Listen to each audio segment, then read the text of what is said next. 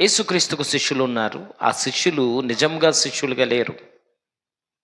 యేసును వెంబడించిన శిష్యులు యేసును చిట్ట చివరి వరకు వారు వెంబడించలేదు. మరి ఎవరు నిజమైన శిష్యులు? ఎవరు యేసుక్రీస్తుతో పాటు అడుగులో అడుగు వేసి చిట్ట చివరి వరకు ఎవరు ప్రయాణం చేశారు అంటే, ఎవరైతే దేవుని వాక్యమునందు నిలిచి ఉన్నారో వారు మాత్రమే చిట్ట చివరి వరకు కూడా యేసుతో పాటు నడవగలిగారు. ఈరోజు మనం గమనించవలసిన విషయం ఏంటంటే, నిజమైన శిష్యులుగా మనం ఉండటానికి దేవుని వాక్యములో నిలిచి ఉండే స్థితిని మనం కలిగి ఉండాలి. యేసుక్రీస్తును వెంబడించిన శిష్యులందరూ కూడా నిజమైన శిష్యులుగా అది పరిగణింపబడలేదు. కారణం ఏంటంటే, యేసుక్రీస్తును వెంబడించిన శిష్యులలో అనేక మంది మధ్యలోనే యేసు ప్రభువుని వదిలిపెట్టి వెళ్ళిపోయారు. ఇది ఈ వచనం అంటే ఎందుకు నిజమైన శిష్యులు అని చెబుతున్నదో, అంటే కొందరు యేసు ప్రభువును ముందుగానే వదిలిపెట్టి వెళ్ళిపోయారు. యోహాను సువార్త 6వ అధ్యాయంలో 6వ అధ్యాయం 66వ వచనం నుండి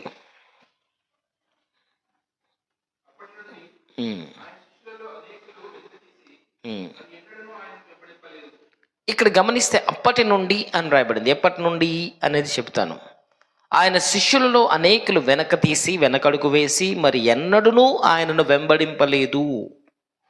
అంటే యేసుక్రీస్తుకు శిష్యులుగా ఉన్న వ్యక్తులే. ఆయన శిష్యులలో అనేకులు వెనకడుగు వేసి యేసుక్రీస్తును మళ్ళా వారి లైఫ్ టైంలో యేసు ప్రభును వెంబడించడానికి ఇష్టం లేకుండా అయిపోయారు. దానికి గల ప్రధాన కారణం ఏంటో తెలుసా? యేసుక్రీస్తు ప్రభు మాట్లాడిన మాటలను వారు అర్థం చేసుకోలేకపోయారు. యేసుక్రీస్తు ప్రభు చెప్పిన మాటలను వారు అర్థం చేసుకోలేక వారిలో వాళ్ళకి విభేదాలు వచ్చాయి.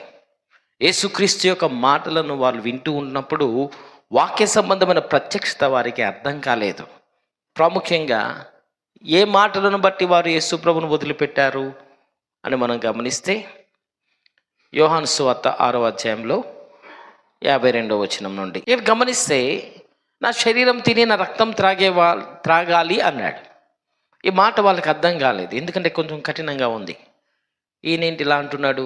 నా శరీరాన్ని తినమంటున్నాడు, రక్తాన్ని త్రాగమంటున్నాడు ఏంటి? రక్తంతో ఉన్నది ఏది కూడా తినొద్దు అని పాత నిబంధన చెప్తుంది. రక్తం ప్రాణం గనక రక్తంతో ఉన్నది ఏది తినొద్దు అని బైబిల్ చెప్తుంటే, ధర్మశాస్త్రం చెప్తుంటే, ఈయన ధర్మశాస్త్రానికి విరుద్ధంగా నా శరీరాన్ని తిని నా రక్తాన్ని తాగమంటున్నాడు ఏంటి? ఈ మాట అంతరార్థం వాళ్ళకి అర్థం కాలేదు. నేను పరలోకం నుండి వచ్చిన జీవాహారం అనే ఆ పదం వాళ్ళకి అర్థం కాలేదు. నేను నా దేహాన్ని అర్పణగా, నా శరీరాన్ని అర్పణగా అర్పించడానికి నేను వచ్చాను అనే విషయం వారికి అర్థం కాలేదు. కాబట్టి 51వ వచనంలో, పరలోకము నుండి దిగి వచ్చిన జీవాహారము నేనే, ఎవడైనా ఈ ఆహారమును భుజించితే వాడు ఎల్లప్పుడూ జీవిస్తాడు, మరియు నేను ఇచ్చు ఆహారము లోకమునకు జీవము కొరకైన ఈ శరీరమే. అంటే మానవుడు బ్రతకటానికి నా దేహాన్ని అర్పణగా నేను అర్పించి ఇక ఎన్నటికీ జీవం అనేది కలిగి ఎన్నటికీ నాశనం అనేది పొందకుండా ఈ శరీరమే జీవాహారంగా వచ్చింది అని తన శరీరాన్ని చూపించి చెబుతున్నప్పుడు, ఈయనేంటి తన శరీరాన్ని తిని తన రక్తాన్ని తాగమంటున్నాడు ఏంటని కొందరిలో వైరుధ్యం వచ్చింది. ఆ మాటలు అనేక మందికి నచ్చలేదు. ఆ మాటలను అపార్థం చేసుకున్నారు. కాబట్టి ఏమని స్టేట్మెంట్ ఇచ్చారు? 60వ వచనంలో, ఆయన శిష్యులలో అనేకులు ఈ మాటలు విని, ఇది కఠినమైన మాట, ఈ మాటలు కూడా తినడం పక్కనెట్టండి, ఈ మాటలు అసలు ఎవడు వినగలడని చెప్పుకున్నారు. 61, యేసు ఈ మాటలు వాళ్ళు తనలో తాము సనుగుకుంటున్నారని విని ఎరిగి, సో యేసుక్రీస్తు ప్రభువు చెబుతున్న ఈ మాటలను అపార్థం చేసుకున్నారు. ఈ మాటలు కఠినమైన మాటలు అన్నారు, వీటిని మనం అర్థం చేసుకోలేము. యేసుక్రీస్తు ప్రభు చెప్పే బోధను తప్పు పట్టారు. యేసుక్రీస్తు ప్రభువుని వారు సరిగా అర్థం చేసుకోలేదు. కాబట్టి యేసుక్రీస్తు ప్రభు అన్నాడు, నా మాటలు ఆత్మ జీవం కలిగినవిగా ఉన్నాయి. అయితే కొందరు నన్ను విశ్వాసం ఉంచి నా యందు విశ్వాసం మీరు ఉంచట్లేదు అన్నాడు. కాబట్టి యేసుక్రీస్తు బోధించిన ఈ బోధలు ఈ దేవుని యొక్క వాక్యాన్ని సరిగా మనం అర్థం చేసుకోకపోతే వాక్యంలో మనం నిలిచి ఉండలేం. ఎవరు నిజమైన శిష్యులుగా ఉండగలుగుతారు? ఏమని చెప్తున్నాడు? 31వ వచనం, 8వ అధ్యాయం 31వ వచనంలో, మీరు నా వాక్యమందు నిలిచి ఉన్నవారైతే నిజముగా నాకు శిష్యులై ఉంటారు, అప్పుడు సత్యాన్ని గ్రహిస్తారు అన్నాడు. వాక్యంలో నిలిచి ఉండే వ్యక్తి సత్యాన్ని గ్రహించగలుగుతాడు. సత్యాన్ని గ్రహించిన వ్యక్తి స్వతంత్రుడిగా మార్పు పొందగలుగుతాడు. వాక్యమందు నిలిచి ఉండకుండా, యేసుక్రీస్తు చెప్పిన మాటను సరైన రీతిగా అర్థం చేసుకోకుండా సత్యం అనేది ఒక వ్యక్తి గ్రహించలేడు. సత్యం అనేది గ్రహించకపోతే ఆ ఒక వ్యక్తి స్వతంత్రుడిగా ఉండలేడు. కాబట్టి వాక్యాన్ని సరైన రీతిగా అర్థం చేసుకొని వాక్యానుసారంగా నడిచే వ్యక్తులుగా మనం ఉన్నప్పుడు మాత్రమే నిజమైన శిష్యులుగా మనం పిలువబడతాము అనేది చాలా ప్రాముఖ్యంగా యేసుక్రీస్తు ప్రభు ఇక్కడ తెలియజేస్తున్నారు. సో కొన్ని యేసు ప్రభు ఇచ్చిన కొన్ని చెప్పిన కొన్ని మాటలను బట్టి యేసుక్రీస్తు యొక్క బోధలను ఎలా మనం అర్థం చేసుకోవాలి, ఎలా మనం చూడాలి అనేది కొన్ని నేను మీకు తెలియచేస్తాను. మార్కు రాసిన సువార్త 2వ అధ్యాయంలో 27వ అధ్యాయం 28వ వచనం. మార్కు రాసిన సువార్త 2వ అధ్యాయం 27, 28 వచనాలు. ఇది సరిగా అర్థం చేసుకోండి. విశ్రాంతి దినము మనుషుల కొరకే నియమింపబడింది, కానీ విశ్రాంతి దినం అనేది మనుషుల కొరకు నియమించబడింది, కానీ మనుషులు విశ్రాంతి దినము కొరకు నియమింపబడలేదు. ఆయన 6 రోజులు పనిచేసి 7వ రోజు విశ్రమించాడు. ఆ విశ్రమించిన దినం పరిశుద్ధముగా దేవుడు ఎంచాడు. 7వ రోజును పరిశుద్ధ దినముగా దేవుడు ప్రకటించి, ఇది మీరు తప్పక 7వ రోజును మీరు దేవుని సముఖంలో ఆయన సన్నిధిలో విశ్రమించాలని దేవుడు చాలా స్పష్టంగా ఆజ్ఞాపించాడు. ఇప్పుడు ఈ ఆజ్ఞ గురించే చెబుతున్నాడు. విశ్రాంతి దినం మనుషుల కొరకే నియమింపబడింది, కానీ విశ్రాంతి దినమును ఆచరించటానికి మనుషులు నియమించబడలేదు అన్నాడు. విశ్రాంతి దినం కొరకు మనుషులు నియమింపబడలేదు అన్నాడు. మనుషుల కొరకు విశ్రాంతి దినం అనేది నియమించబడింది. దీన్ని అర్థం చేసుకోండి. మనుషుల కొరకు విశ్రాంతి దినం అనేది అపాయింట్ చేయబడింది, కానీ విశ్రాంతి దినం కొరకు మనిషి అపాయింట్ చేయబడలేదు అని చెప్పాడు. విశ్రాంతి దినం పాటించడానికి మనిషి నియమించబడలేదు అని చెప్పాడు. కాబట్టి ఇలాంటి మాటలు మనం వింటున్నప్పుడు, మరి పాత నిబంధనలో ఆజ్ఞ ఎందుకు పెట్టాడు? 7వ రోజు విశ్రాంతి దినమని, సబాతు దినమని, పరిశుద్ధంగా ఆచరించాలని, 7వ రోజు పాటించాలని పాత నిబంధనలో 4వ ఆజ్ఞ ఎందుకు చెప్పాడు? ఇక్కడేమో అసలు మనుషులు విశ్రాంతి దినం కొరకు నియమింపబడలేదని ఎందుకు అంటున్నాడు? ఇందులో వైరుధ్యం ఉంది కదా అనిపిస్తుంది. యేసుక్రీస్తు ప్రభు మాట్లాడిన మాటలే, యేసుక్రీస్తు ప్రభు బోధించిన బోధలే ఒక్కొక్కరు ఒక్కొక్క విధానంలో అర్థం చేసుకున్నారు. సత్యాన్ని గ్రహించలేక నిజమైన శిష్యులుగా అనేక మంది ఉండలేకపోతున్నారు. ఇప్పటికీ విశ్రాంతి దినం పాటించమని అంటున్నారు. ఇక్కడ యేసు ప్రభు ఏమంటున్నాడు? అసలు విశ్రాంతి దినం మనుషుల కొరకు నియమింపబడింది, కానీ మనిషి విశ్రాంతి దినం కొరకు నియమింపబడలేదు అని చెప్పాడు. సరే, విశ్రాంతి దినం మనుషుల కొరకు నియమింపబడింది, ఓకే. మరి మనిషి దేవుని కొరకు నియమింపబడ్డాడు. ఇది మనం గుర్తించాలి. విశ్రాంతి దినము దేవుణ్ణి జ్ఞాపకం చేసుకొనటానికి విశ్రాంతి దినం మనుషుల కొరకు దేవుడు నియమించాడు, కానీ మనిషి దేవుని కొరకు నియమింపబడ్డాడు, విశ్రాంతి దినం కొరకు కాదు. కానీ ఇప్పుడు మనం అనేక బోధలు వింటూ ఉంటాం. 7వ రోజు మనం ప్రార్థన చేయాలి, 7వ రోజు మనం ఆరాధన చేయాలి, విశ్రాంతి దినమని. సెవెంత్ డే అడ్వెంటిస్టులు కావచ్చు, జెహోవా విట్నెస్ వారు కావచ్చు, రకరకాల బోధలు మన చుట్టూ ఉన్నాయి. ఏది సరైనది అంటే యేసుక్రీస్తు ప్రభు ఇక్కడ అంటున్నాడు, మార్కు సువార్త 2వ అధ్యాయం 28వ వచనంలో, అందువలన మనుష్య కుమారుడు విశ్రాంతి దినమునకు ప్రభువు అయి ఉన్నాడని చెప్పాడు. సో విశ్రాంతి దినమునకు ప్రభువుగా ఉన్న వ్యక్తిని ఘనపరచటం, విశ్రాంతి దినమునకు ఎవరైతే ఆజ్ఞాపించి విశ్రాంతి దినం పాటించమని చెప్పిన వ్యక్తి ముఖ్యం, విశ్రాంతి దినం కాదు. ఈ పండు తినొద్దు అని చెప్పిన వ్యక్తి ముఖ్యం, పండు ముఖ్యం కాదు. ఆజ్ఞాపించిన ఒక వ్యక్తి ముఖ్యం, ఆజ్ఞ కాదు. ఇక్కడ గమనిస్తే ఆ ఆజ్ఞాపించిన వ్యక్తి విశ్రాంతి దినం పాటించమని చెప్పిన వ్యక్తిని పక్కకు పెట్టి, ఇప్పుడు ఆయన విశ్రాంతి దినానికి నేను ప్రభువు అన్నాడు. ఆ ప్రభువును పక్కకు పెట్టి విశ్రాంతి దినం రోజు విశ్రాంతి దినం పాటించడం వల్ల ఉపయోగం లేదు కదా. కాబట్టి ఆజ్ఞాపించిన వ్యక్తి ముఖ్యం, ఆజ్ఞ కాదు, ఆజ్ఞాపించిన వ్యక్తి ముఖ్యం. ఈరోజు పదాజ్ఞలు ఇంకా కొట్టివేయబడలేదని, దేవుడే ఆజ్ఞలు ఇచ్చి దేవుడు ఇంకా ఆజ్ఞలను ఇచ్చిన వ్యక్తి ఎందుకు కొట్టేస్తాడని ఎన్నో రీతులుగా ఈ ఈ సత్యాన్ని గ్రహించలేక సతమతమవుతున్న సేవకులు సైతం చాలామంది ఉన్నారు. పాత నిబంధనలో ఉన్న ఆజ్ఞలు ఇంకా మనం పాటించాలి, పాత నిబంధనలో ఉన్న విధానాలు ఇంకా మనం పాటించాలని చెప్పే సేవకులు లేకపోలేదు. యేసుక్రీస్తు ప్రభువు చెబుతున్నాడు, ఆజ్ఞాపించిన వ్యక్తి ముఖ్యం. ఆజ్ఞాపించిన వ్యక్తిని, నేను ప్రభువును, నన్ను ఆరాధించండి అని చెప్పిన వ్యక్తి ఇక్కడ ముఖ్యం.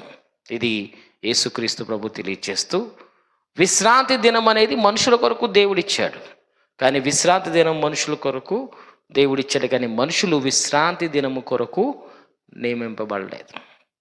ఇది చాలా ప్రాముఖ్యం. మరి ఎవరి కొరకు నియమింపబడ్డారు? దేని కొరకు నియమింపబడ్డారు? దేవుని కొరకు నియమింపబడ్డారు. కాబట్టి ఆ విశ్రాంతి దినం పాటించమని చెప్పిన నేనే ఆ విశ్రాంతి దినమునకు ప్రభువుని. కాబట్టి ఇప్పుడు ఎవరిని ఆరాధించాలి? విశ్రాంతి దినం రోజు నన్ను ఆరాధించాలి. విశ్రాంతి దినం పాటించమని చెప్పిన నన్ను మీరు ఆరాధించాలి. ఆ విశ్రాంతి దినమునకు ప్రభువుని నేను అన్నాడంటే ఆజ్ఞాపించిన దేవుణ్ణి నేను అనే విషయాన్ని యేసుక్రీస్తు ప్రభు చాలా స్పష్టంగా చెప్తున్నాడు. తర్వాత యేసుక్రీస్తు ప్రభు బోధించిన ఈ బోధలు యేసును వెంబడించే వ్యక్తులకు అభ్యంతరకరంగా అనిపించాయి. 6వ అధ్యాయం, యోహాను రాసిన సువార్త 6వ అధ్యాయం 65వ వచనం, తండ్రి చేత వానికి కృప అనుగ్రహింపబడకుంటే ఎవడునూ నా యొద్దకు రాలేడు. నా తండ్రి చేత కృప అనేది మీకు లేకపోతే ఎవరు కూడా నా దగ్గరికి రారు అన్నాడు. ఈ మాటలు వాళ్ళకి అభ్యంతరకరంగా అనిపించింది. సో ఈయన చెప్పే బోధ ఒకటి, మరలా తండ్రి అనుగ్రహం ఉంటేనే మనం ఇతన్ని వెంబడిస్తామా? తండ్రి అనుగ్రహం ఉంటేనే ఇతని దగ్గరకు మనం వస్తామా? ఇతను చెప్తున్న బోధలో వైరుధ్యాలు ఉన్నాయి. తండ్రి మనల్ని ఆకర్షిస్తేనే ఈయన దగ్గరకు వచ్చామా? లేదు. ఈ బోధలు నమ్మి వచ్చాం, మోసపోయాం, తప్పు జరిగిపోయింది అన్నట్టుగా అప్పటి నుండి యేసుక్రీస్తు శిష్యులు యేసు ప్రభువును వెంబడించడం ఆపివేసి ఇతను బోధించే బోధ తప్పుడు బోధ అని యేసు ప్రభువును వదిలిపెట్టి వెళ్ళిపోయారు. కాబట్టి ఇప్పుడు యేసుక్రీస్తు ప్రభు బోధించిన బోధ, ఆ మాట సరైన రీతిగా అర్థం చేసుకునటానికి, దేవుని వాక్యాన్ని సరైన విధానంలో అర్థం చేసుకోవటానికి మన జీవితంలో మనం చాలా ప్రాముఖ్యమైన స్థానాన్ని ఇవ్వాలి. ఒక ప్రశ్న ఎవరైనా సమాజంలో నిన్ను అడిగినప్పుడు ఆ ప్రశ్నకు జవాబు చెప్పగలిగిన రీతిగా మనం ఉన్నామా? ఈ వాక్యంలో నుండే ఎవరైనా మనల్ని ప్రశ్నిస్తే ఆ ప్రశ్నకు జవాబు చెప్పగలిగిన రీతిగా మనం ఉన్నామా? మనల్ని మనం ప్రశ్నించుకోవాలి. సో వాక్యమందు నిలిచి ఉన్న వ్యక్తి నిజంగా దేవునికి శిష్యుడిగా ఉండగలుగుతాడు. ఈ వాక్యాన్ని సరైన క్రమంలో అర్థం చేసుకునే వ్యక్తి, వాక్యాన్ని ఉన్నది ఉన్నట్టుగా వాక్య సంబంధమైన ప్రత్యక్షత కలిగి తెలుసుకున్న వ్యక్తికి మాత్రమే ఈ వాక్యం అనేది అర్థమవుతుంది. కాబట్టి శిష్యులుగా పిలువబడిన వారందరికీ వాక్యం అనేది సరిగా అర్థం కాలేదు. కాబట్టి సత్యమందు వారు నిలిచిలేరు. సత్యం వాళ్ళకు స్వాతంత్ర్యాన్ని ఇస్తుంది. అయితే సత్యంను విడిచిపెట్టి అసత్యం వైపుకు శిష్యులు వెళ్ళిపోయారు. ఈరోజు మన జీవితంలో వాక్యాన్ని బట్టి సాతాను మన మీద దాడి చేస్తాడు. సాతాను అవ్వ దగ్గరకు వచ్చి, ఈ చెట్ల ఫలముల్లో దేనినైనా తినకూడదని దేవుడు మీకు ఆజ్ఞాపించాడా అని అడిగాడు. అంటే దాని అర్థం ఏంటి? ఈ తోట చెట్ల ఫలములలో ఒక చెట్టు ఫలాన్ని తినొద్దు అని దేవుడు చెప్పాడు అనే విషయం సాతానుకు తెలుసు. సాతాను వచ్చి ఏమంటున్నాడు? ఈ తోట చెట్ల ఫలములలో దేనినైనా తినొద్దని దేవుడు నీతో చెప్పాడా అని అడిగాడు. అప్పుడు అవ్వ ఏమని చెప్పింది? అవును, ఈ తోట చెట్ల ఫలములలో వీటన్నిటినీ నిరభ్యంతరంగా మేము తినొచ్చు, కానీ తోట మధ్యలో ఉన్న ఈ మంచి చెడ్డల తెలివినిచ్చే వృక్ష ఫలాన్ని మాత్రం మీరు ముట్టవద్దని, తినవద్దని, తింటే చనిపోతారని దేవుడు మాకు ఆజ్ఞాపించాడు అనే విషయం చెప్పింది. ఇప్పుడు గమనించండి, తినొద్దన్న విషయం సాతానుకు తెలుసు, తినకూడదు అనే విషయం తెలిసి దేవుని వాక్యాన్ని బట్టే శోధించింది. దేవుని వాక్యాన్ని బట్టి శోధించిన శోధనలో అవ్వ ఫెయిల్ అయిపోయింది. ఈ పండు తినొద్దు అనే విషయం దేవుడు చెప్పాడు, నేను తినను అనే రీతిగానే జవాబు చెప్పింది. కానీ ఈ పండు తింటే చనిపోరు, మీరు చావనే చావరు, మీ కళ్ళు తెరవబడతాయి, మీరు మంచి చెడ్డలు ఎరిగిన వారు అవుతారు, మీరు తినుదిన ముందు దేవతలతో సమానమైపోతారంటే ఆ మాటలు నమ్మింది. ఈరోజు వాక్యం మనకు తెలిసినట్టుగానే ఉంటుంది. ఎవరైనా అడిగితే వాక్యాన్ని సరిగా అర్థం చేసుకుని చెప్పాము కదా అనిపిస్తుంది. కానీ వాక్యంలో నుండే సాతాను మనలను శోధిస్తాడు అనే విషయాన్ని మనం గుర్తించాలి. వాక్యం నుండే మనల్ని శోధిస్తాడు సాతాను. నాకు తెలిసిన కొందరు సేవకులు ఎంతో క్రీస్తుతో ఒక రాత్రి, యేసుతో ఒక రాత్రి అని ఆరాధనలు జరిగించి గొప్ప ఉద్యోగ ప్రసంగాలు చేసిన వ్యక్తులు ఈరోజు ఈ వాక్యాన్ని తప్పుపట్టి కొందరు ఈ త్రిత్వమును గూర్చి తండ్రి కుమార పరిశుద్ధాత్మ బోధ నుండి తొలగిపోయి కొందరు సేవకులు, నాకు తెలిసిన వ్యక్తిగతంగా తెలిసిన సేవకులే వేరే వాక్యాన్ని అనుసరిస్తూ వేరే బోధకు వారు వెళ్ళిపోయారు. యేసుతో ఒక రాత్రి అని ఆరాధనలు జరిగించిన వ్యక్తులే, ఇదే బైబిల్ పట్టుకొని బోధించిన వ్యక్తులే యేసు ప్రభువును మనం ఆరాధించకూడదు, యేసు ప్రభు ఆరాధనకు అర్హత లేదు అన్నాడు. యేసుతో ఒక రాత్రని ఆరాధనలు జరిగించిన సేవకుడే మనం యేసు ప్రభువుని ఆరాధించకూడదు అని చెప్తున్నాడు. ఇప్పుడు ప్రజెంట్ డే ఇక్కడే హైదరాబాద్లో. కాబట్టి సరైన రీతిగా వాక్యాన్ని అర్థం చేసుకోవటం చాలా ప్రాముఖ్యం. వాక్యాన్ని సరిగా అర్థం చేసుకోవటం అనేది చాలా ప్రాముఖ్యం. లూకాసు సువార్త 2వ అధ్యాయంలో, లూకాసు సువార్త 2వ అధ్యాయం 34వ వచనం. సిమియోను వారిని దీవించి అనేకుల యొక్క హృదయ ఆలోచనలు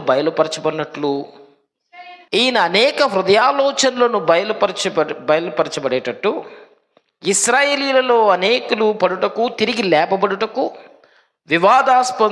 వివాదాస్పదమైన గుర్తుగా నియమింపబడ్డాడు. కాబట్టి యేసుక్రీస్తును మనం ప్రకటిస్తున్నాం ఈ లోకంలో అంటే ఎన్ని వివాదాలు మనం ఎదుర్కోవాలి. యేసును దేవుడిగా మనం ప్రకటించాలంటే ఎన్ని ప్రశ్నలను మనల్ని సంధిస్తారు, ఎంతమంది మనలను ప్రశ్నల ద్వారా వేధిస్తారు. యేసుక్రీస్తు ప్రభు వివాదాస్పదమునకు గుర్తు అని సిమియోను తల్లి అయిన మరియతో చెబుతూ ఉన్నాడు. అంటే యేసుక్రీస్తు యొక్క దైవత్వాన్ని ప్రకటించటం, దేవుని రాజ్యం కట్టడం అనేది ఇది చాలా దేవుని వాక్యాన్ని గూర్చి అవగాహన లేకుండా ఈ పనిని మనం చేయలేం. వాక్యాన్ని గూర్చి అవగాహన లేకుండా దేవుని రాజ్యాన్ని మనం కట్టలేం. నువ్వు సరైన రీతిగా ఒక వ్యక్తికి ప్రశ్నకు జవాబు చెప్పకపోతే, నీవు చెప్పే అసత్యమైన బోధ లేక నీవు చెప్పే నీకు అవగాహన లేని ఆ లోపం బట్టి అతడు దేవుని నుండే దూరం అయిపోయే ప్రమాదం ఉంది. కాబట్టి దేవుని రాజ్యం కట్టబడాలంటే ముందు వాక్యం అనేది మనకు తెలియాలి. వాక్యం ముందు మనం నిలిచి ఉండాలి. వాక్యం సరైన రీతిగా మనం అర్థం చేసుకోవాలి. వాక్యమును సరైన రీతిగా మనం అర్థం చేసుకోకపోతే, సత్యాన్ని గ్రహించకపోతే ఇంకా మనం బంధింపబడి ఉన్నాము అని అర్థం. కాబట్టి యేసుక్రీస్తు ప్రభు తెలియచేస్తున్న రీతిగా యోహాను సువార్త 8వ అధ్యాయం 31వ వచనంలో అలాగే 32వ వచనంలో, మీరు నా వాక్యముందు నిలిచిన వారైతే నిజముగా నాకు శిష్యులై ఉండి సత్యమును గ్రహిస్తారు. తర్వాత ఆ సత్యము మిమ్మలను స్వతంత్రులుగా చేస్తుంది అన్నాడు. సత్యం మనలను స్వతంత్రులుగా చేస్తున్నప్పుడు మనము స్వతంత్రులుగా ఉండటం అనేది మనం తెలుసుకోవాలి. స్వాతంత్ర్యం అనేది, సత్యం మనల్ని స్వతంత్రులుగా చేస్తుందంటే ఏ విధంగా మనం స్వతంత్రులుగా ఉండగలుగుతాం అనేది ఒక మాట నేను మీకు తెలియజేస్తాను. కొరింథీయులకు రాసిన 2వ పత్రిక 3వ అధ్యాయంలో, కొరింథీయులకు రాసిన పత్రిక 2వ పత్రిక 3వ అధ్యాయం 17వ వచనం. ప్రభువే ఆత్మ, ప్రభు యొక్క ఆత్మ ఎక్కడ ఉండును, ప్రభు యొక్క ఆత్మ ఎక్కడ ఉంటుందో అక్కడ స్వాతంత్ర్యము ఉండును. ఇక్కడ గమనించాలి, దేవుని యొక్క ఆత్మ ఎక్కడ ఉంటుందో అక్కడ స్వాతంత్ర్యం ఉంటుంది. ఇప్పుడు దేవుని ఆత్మ ఎక్కడ ఉన్నది? నేను మిమ్మల్ని అడుగుతున్నాను, ఎక్కడ ఉన్నది దేవుని ఆత్మ? ఎక్కడ నివసిస్తూ ఉంది? మనలో దేవుని ఆత్మ నివసిస్తూ ఉన్నాడు. మనలో దేవుని ఆత్మ నివసిస్తున్నప్పుడు మనమే దేవుని ఆలయం అని కొరింథీయులకు రాసిన 2వ పత్రిక 3వ అధ్యాయం 16-17 వచనాలు ఒకసారి చూద్దాం. కొరింథీయులకు రాసిన మొదటి పత్రిక 3వ అధ్యాయం 16-17 వచనాలు. కొరింథీయులకు రాసిన మొదటి పత్రిక 3వ అధ్యాయం 16-17 వచనాలు. మీరు దేవుని ఆలయమై ఉన్నారనియో దేవుని ఆత్మ మీలో నివసిస్తున్నారని మీరు ఎరుగరా?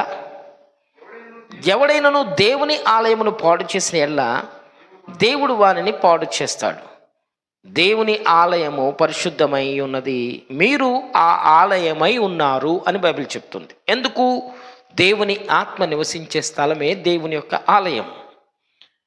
బైబిల్ ఏమని చెప్తుంది? కొరింథీయులకు రాసిన 2వ పత్రిక 3వ అధ్యాయం 17వ వచనం, ప్రభువే ఆత్మ, ప్రభు యొక్క ఆత్మ ఎక్కడ ఉంటుందో అక్కడ స్వాతంత్ర్యం ఉంటుంది. ప్రభు యొక్క ఆత్మ ఎక్కడ ఉన్నది అంటే దేవుని ఆలయముగా మార్చబడిన మనలో దేవుని ఆత్మ ఉన్నాడు. మనలో దేవుని ఆత్మ ఉన్నప్పుడు మనకేమున్నది? స్వాతంత్ర్యం అనేది ఇవ్వబడింది.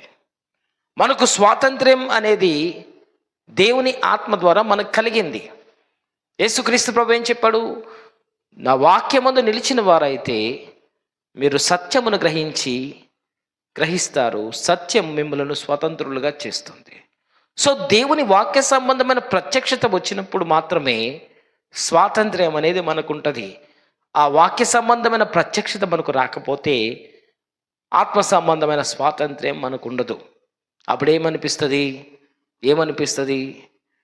ఎలా బ్రతకాలో, దేవుని నమ్మిన తర్వాత ఎలా జీవించాలో, ఎలా ముందుకు వెళ్ళాలో, ఎలాంటి నిర్ణయాలు తీసుకోవాలో మనకు అర్థం కాదు. స్వాతంత్ర్యం మన లోపల పరిశుద్ధాత్మ ద్వారా దేవుడు మనకిచ్చినప్పుడు మన లోపల ఉన్న ఈ స్వాతంత్ర్యాన్ని మనం కలిగి ఉన్నామని మనం గుర్తించకుండా మనకు మనమే బంధకాలు పెట్టుకుంటున్నాం.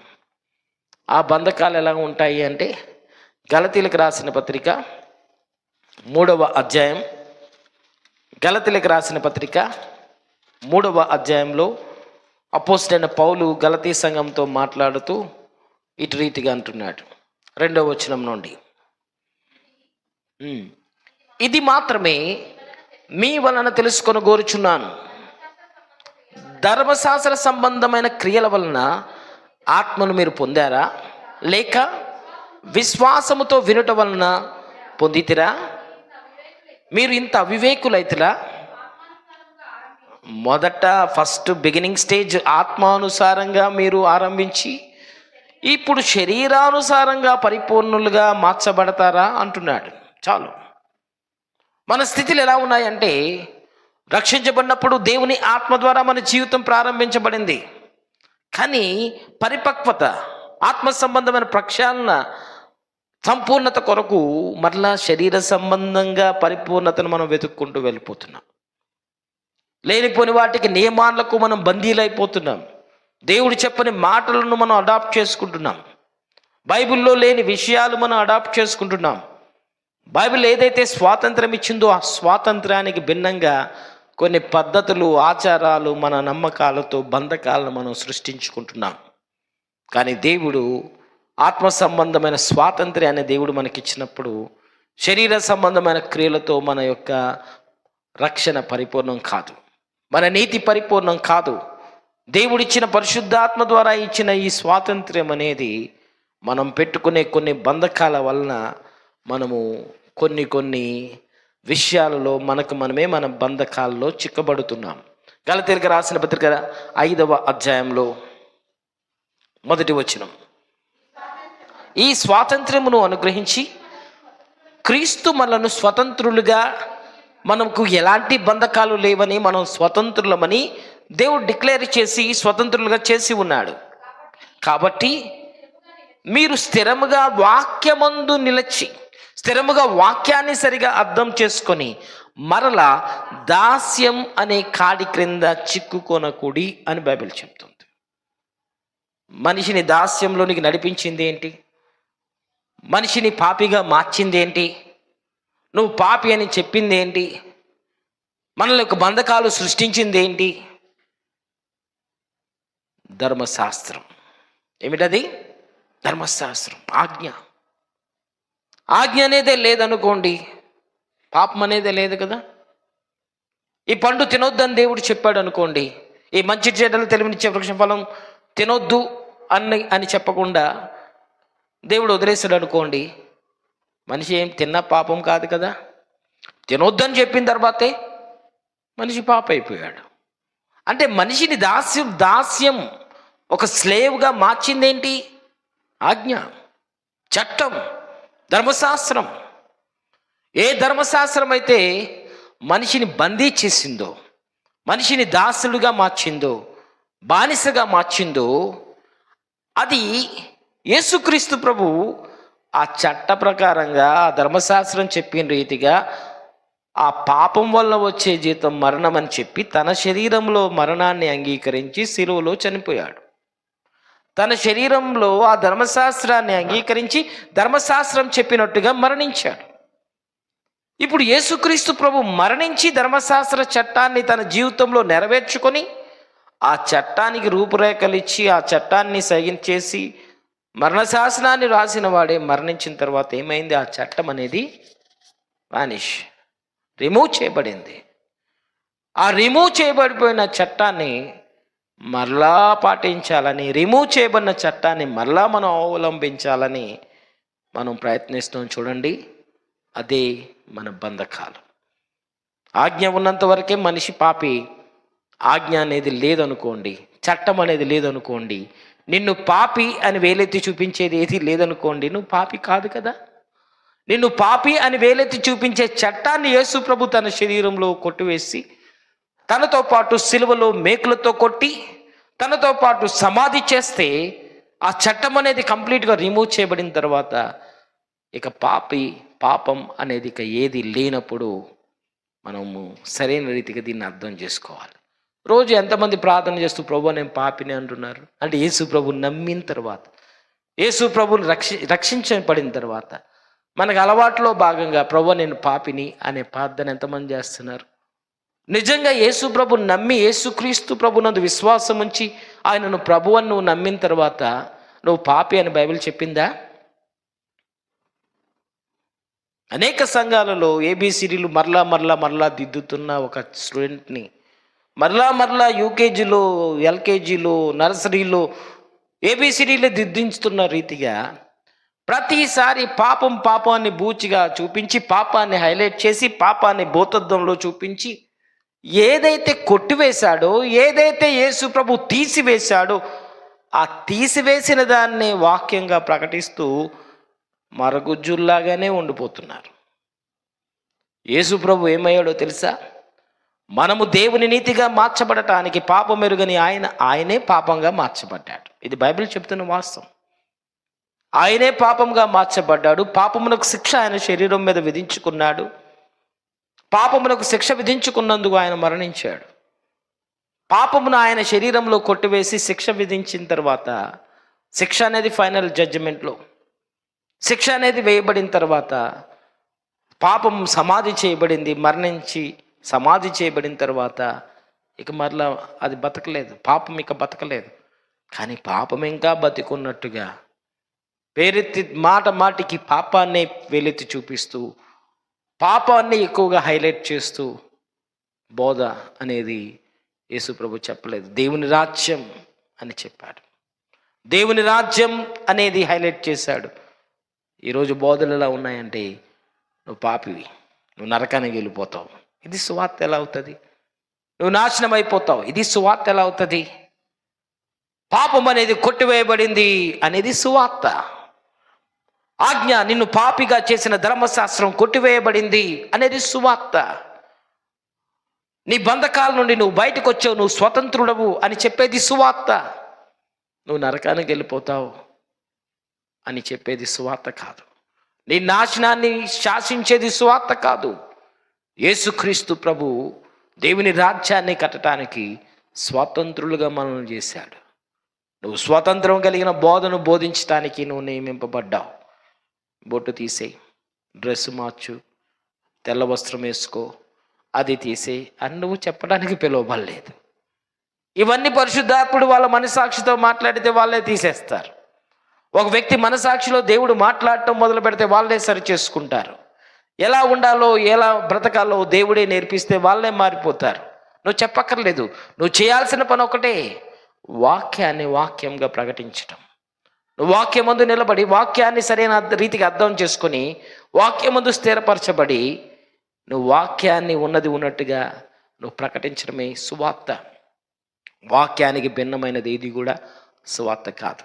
యేసుక్రీస్తు ప్రభు కాలంలో అప్పుడున్న పరిసయ్యులు శాస్త్రులను మీరు సున్నం కొట్టిన సమాధులను తిట్టాడు. మీరు సున్నం కొట్టిన సమాధులు కూడా చూడటానికి చాలా అందంగా ఉంటాయి, చాలా అందంగా కనబడతాయి. కానీ సున్నం కొట్టిన సమాధి లోపల ఉండేది చచ్చిన శవం. మీరు సున్నం కొట్టిన సమాధులు మేకప్ వేసుకొని తిరుగుతున్నారు, పైనుండి కింద వరకు నిలువ వస్త్రాలు అంగీలు వేసుకొని తిరుగుతున్నారు. మీ లోపల స్థితి సమాధి అని యేసు ప్రభు అన్నాడు. ఎందుకన్నాడో తెలుసా? ఎందుకు వాళ్ళని అలా పిలిచాడో తెలుసా? దేవుని వాక్యంలో లేని వాటిని దేవుని వాక్యం అని ప్రకటిస్తున్నారు. శిష్యులు చేతులు కడుక్కోకుండా అన్నం తినడాన్ని కూడా అది పాపం అని చెబుతున్నారు. ఏది పడితే దానిని పాపం అని అంటున్నారు. యేసుక్రీస్తు ప్రభు దానిని ఒప్పుకోలేదు. ఒక వ్యక్తిని వేలెత్తి చూపించి నువ్వు పాపి అంటుంటే ముందు నీ కంట్లో ఉన్న దూలం తీసుకో బాబు అని చెప్పాడు. పరిసయ్యులు శాస్త్రులు చేసిన పనులు ఏంటంటే తప్పులు వేలెత్తి చూపించి నీ స్థితి ఇది అని చెబుతుంటే యేసుక్రీస్తు ప్రభు పాపులతో సుంకర్లతో స్నేహితుడని పేరు తెచ్చుకున్నాడు. ఏ వ్యక్తిని వేలెత్తి చూపించలేదు. యేసుక్రీస్తు ప్రభు పాపులను వెతికి రక్షించడానికి లోకంలోనికి వచ్చాడు. మన ఆలోచన విధానం ఎలా ఉంది? మన ఆలోచన విధానం ఎలా ఉందంటే శత్రువులుగా భావించటం. వాళ్ళు శత్రువులు అనే కోణంలో వాళ్ళను మనం చూడటం, ఇతరులను మనం సువార్తతో దగ్గర కాకుండా మనమే శత్రుత్వాన్ని చూపించి మనకు మనమే బంధకాలు పెట్టుకుంటున్నాం. యేసుక్రీస్తు ప్రభు దేవుని రాజ్యాన్ని కట్టడానికే వచ్చాడు. మరి పాపులకు సుంకర్లకు స్నేహితులని ఎలా పేరు తెచ్చుకున్నాడు? నువ్వు తప్పు చేసావు అని వేలెత్తి చూపిస్తే ఆ పేరు ఆయనకు వస్తుందా? పాపులతో సుంకర్లతో స్నేహితులనే పేరు ఆయనకు వస్తుందా? ఆయన తప్పును వేలెత్తి చూపించడానికి రాలేదు. ఈరోజు అనేకమైన బోధలు తప్పును వేలెత్తి చూపించి పర్సనల్ లైఫ్ని టచ్ చేసి మాట్లాడుతున్నారు. ఇవి యేసు ప్రభు చేయలేదు. యేసు ప్రభు వాక్యాన్ని వాక్యంగానే ప్రకటించాడు. కాబట్టి ఎందరైతే వాక్యములో నిలిచి ఉంటారో వారు నిజంగా దేవునికి శిష్యులై ఉంటారు. శిష్యులు స్వతంత్రం కలిగిన వ్యక్తులుగా ఉంటారు. బంధకాల గురించి బోధించరు, బంధకాలను గూర్చి సంఘంలో బోధించరు, పద్ధతులు గూర్చి ఆచారాలను గూర్చి సంఘంలో బోధించరు. పద్ధతులు ఆచారాలు ఇవన్నీ కూడా ఈ కట్టడలు నియమాలన్నీ కూడా మనిషి యొక్క స్వాతంత్ర్యాన్ని హరిస్తున్నాయి. యేసు ప్రభు మనకు స్వాతంత్రం ఇచ్చాడు. ఈ మళ్ళా దాస్యం అనే కాడిలో చిక్కుకొనొద్దు అని బైబిల్ చెప్తుంది. సరైన రీతిగా వాక్యాన్ని మనం అర్థం చేసుకొని వాక్యానుసారంగా మనం నడుచుకోవాలి. మరి ఆజ్ఞేమీ లేదా? యేసు ప్రభు ఎలాంటి ఆజ్ఞ ఇవ్వలేదా అంటే యేసు ప్రభు ఆజ్ఞాపించాడు. అదేంటో చూద్దాం. యోహాను రాసిన సువార్త 13వ అధ్యాయం.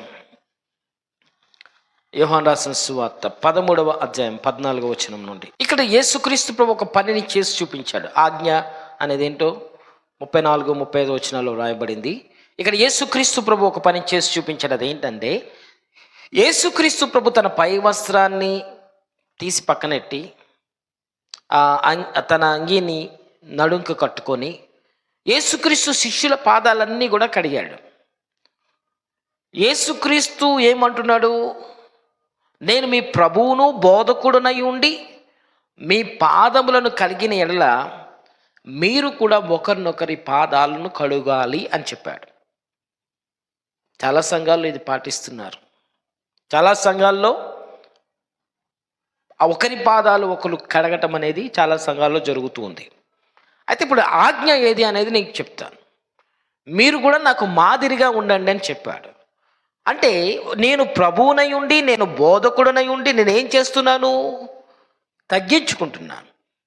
నన్ను నేను తగ్గించుకుంటూ ఈ పని చేస్తున్నాను. కాబట్టి మీరు కూడా ఇలాంటి తగ్గింపే మీరు కలిగి ఉండాలని చెప్పాడు. సో ఇది ఎంత చెబుతూ 34, 35 వచనాల్లో యేసుప్రభు అన్నాడు. 13వ అధ్యాయం 34, 35 వచనం.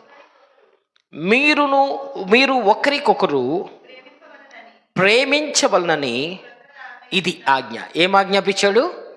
క్రొత్త ఆజ్ఞ మీకు ఇస్తూ ఉన్నాను.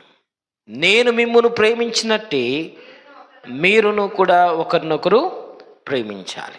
తర్వాత 35, మీరు ఒకరి నెడల ఒకడు ప్రేమ కలిగిన వారైన ఎడల దీనిని బట్టి మీరు నా శిష్యులని అందరూ తెలుసుకుంటారు అన్నాడు.